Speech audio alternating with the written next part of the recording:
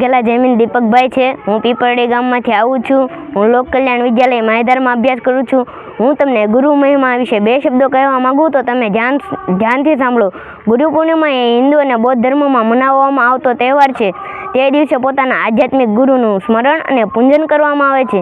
ગુરુ પૂર્ણિમા એ અષાઢ સુદ પૂર્ણિમાના દિવસે મનાવવામાં આવે છે। મહાભારતના રચયિતા વેદવ્યાસનો જન્મ પણ આ દિવસે થયો હોવાથી તેને વ્યાસ પૂર્ણિમા પણ કહેવામાં આવે છે। સંત કબીરના શિષ્યો અને ભક્તિકાળના ઘીસાદાસનો જન્મ પણ આ દિવસે થયો હતો।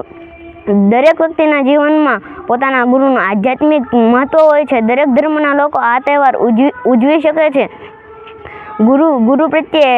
ગુરુને પોતાના શિષ્યો પ્રત્યે નિસ્વાર્થ ભાવ હોય છે।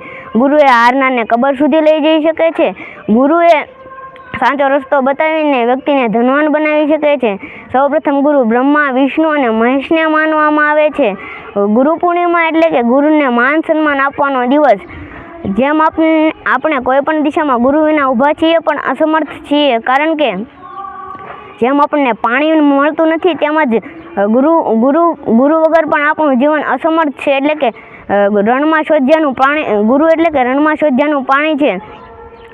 ગુરુની જગ્યાએ બાળકમાં પોતાના શિક્ષકનું મહત્વ હોય છે।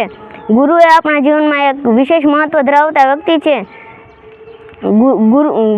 ગુરુ પૂર્ણિમા એટલે કે ગુરુને આદર સત્કાર આપવાનો દિવસ।